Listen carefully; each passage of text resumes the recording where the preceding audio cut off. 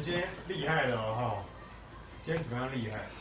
今天我们的社团专家凯翔，跟我们非社团专家，对，那个委员，对我不是专家，我跟屁虫而已。一起介绍凯翔玫瑰大全套的收藏，哦，很厉害，大全套。那因为凯翔说，今天我们要做玫瑰大全套的介绍嘛，对不对？里面有包含一轮玫瑰，还有什么柏林少女，还有这个伊丽莎白玫瑰，它有一根，对不对？还有一根，对，还有一个那个无人之境 ，Byredo 的一个。那再来是面具的褪色玫瑰。这边容我说几句话。当然，是你说是。首先哈，这个只要进沙龙玫瑰香的话，单纯种玫瑰，我们今天想说提供大家一个比较好的评比和选择啦。对。好，那当然啦，前3名就是一轮玫瑰嘛，然后接下来就是柏林少女嘛，然后接下来是潘海利根的那个伊丽莎白玫瑰，基本上它就是非常非常的经典的。对，所以如果你去查那个 Nostyle， 这前3名。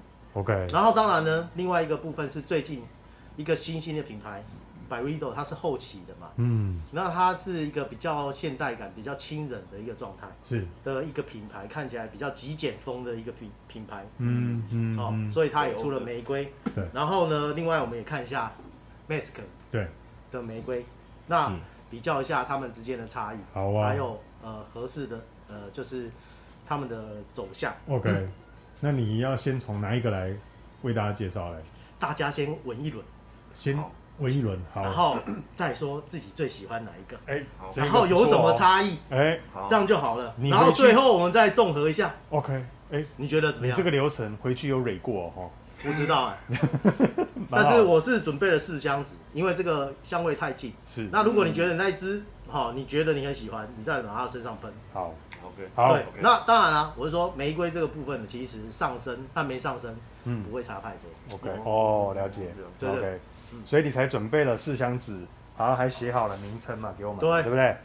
我镜头走一下给大家看一下，凯翔非常的细心，还准备了一轮玫瑰，这是你的字哦。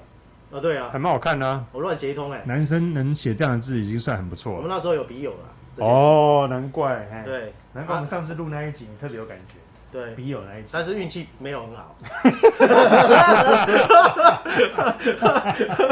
好，这个是柏林少女。OK， 那我们都先把瓶子走，跟镜头前的观众走一下。这个潘海利根的那个玫瑰啊，真的是非常华丽，你们看，它每一支很漂亮，前面还有一个那个什么印，对，那个叫什么蜡印，玫瑰蜡印。那这无人之境。然后这个品牌我喜欢，就是它可以磁吸式的盖子，是我也喜欢磁吸式，非常非常的那个简洁有力这样子。那这一个是 Mask 的褪色玫瑰 Love Kills， 好，相当的细心。来，那你刚刚说我们先每一个人自己先闻啊，一个一个拿下来。好啊，那开始哦。你们先闻，但是我可以先讲。好，对，你们先闻，但我先讲。那你边说。我先说了，一轮玫瑰真的是经典中的经典。它不只是用料啊，本身的香味啊，它是非常的丰富，然后非常盛大，的像晚宴一样的玫瑰。是，你应该是在宫廷里面跳圆舞曲的那一种。那柏林少女，它这支玫瑰呢，它基本上是一支玫瑰，一支，因为它有玫瑰味，但是不会是那么盛大。然后它同时有根茎叶的味道，是，对，而且会有一些有棱有角的，的那种刺的感觉都会有。所以这个是柏林少女，那也呼应了它的主题。好，柏林少女是。然后接下来我们看到这个伊丽莎白玫瑰的部分呢，是，它是整丛的玫瑰花，对，当然啦，它的绿叶就是绿意是少了一些，会比柏林少女还少一些，但是呢，它是整丛的玫瑰花。是，那我再强调的是，柏林少女是一支玫瑰。OK， 然后呢，Byredo 的部分呢，它则是一种杏仁感的玫瑰，它会有一股很清淡的，也很轻的凉意，你知道吗？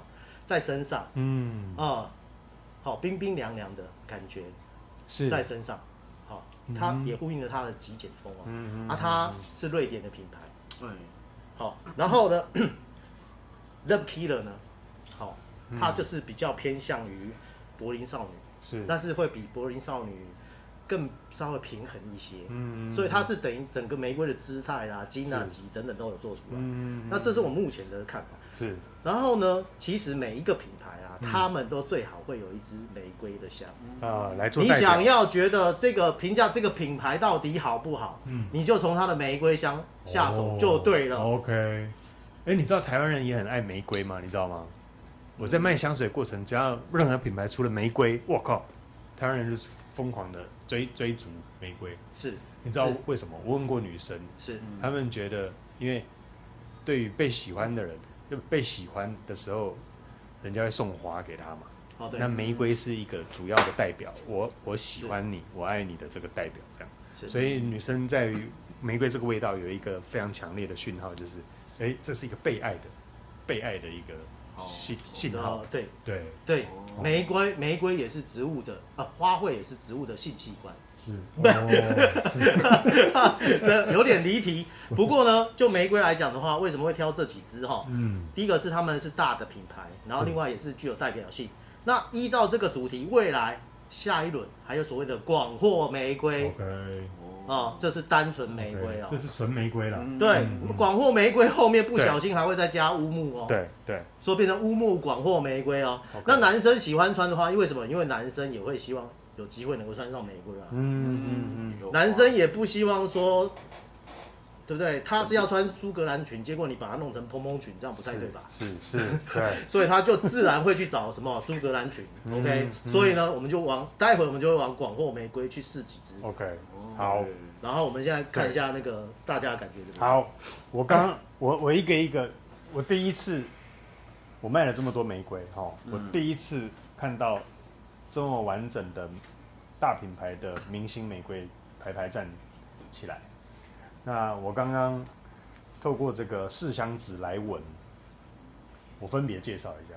好，一轮玫瑰是给我蛮惊艳的一支香水。为什么？因为我之前在还没有接触到一轮玫瑰之前，我都是卖各个牌子的玫瑰嘛，对不对？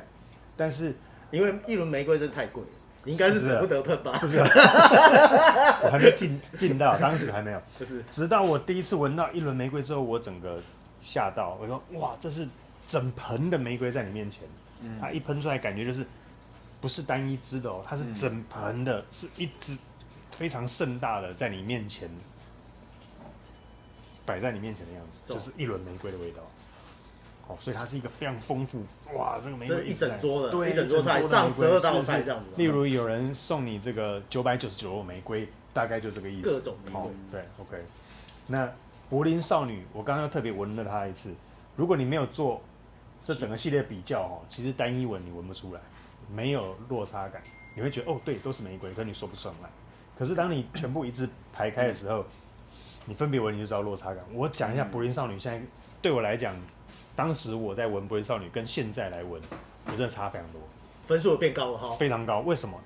因为我已经闻到单一支，你刚刚说单一支玫瑰，我还闻到它的绿色的带刺的那个梗，你知道吗？是，还有它旁边的绿色的叶子，我觉得这一支是最厉害的，就是它的立体感已经在我眼前的画面有出现。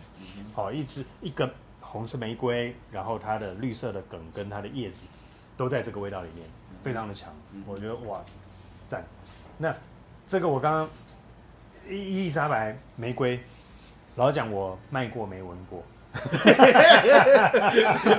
没有，还是太贵，也是太贵，对，也是太贵没开。那我觉得这个是在宫廷里的玫瑰，我有闻到它有一些奶味，一个很盛放的味道。那它是带有一点微甜的一个甜蜜感的玫瑰，它可能是年轻皇宫里的少女的玫瑰的味道。就是有一种富丽堂皇的感觉在里面。对，它是很丰盈的，有点这个奶味在里面的。OK， 那无人之境，这个男生也无人之境是有一点冷，比较偏冷感的，偏冷，对，是偏冷色系的这个玫瑰，就是孤傲的玫瑰。我讲说，荒顶上的玫瑰就类似是这个无人之境，果然是无人之境嘛，因为在荒顶上嘛，我觉得描述的非常的好，表达非常的好。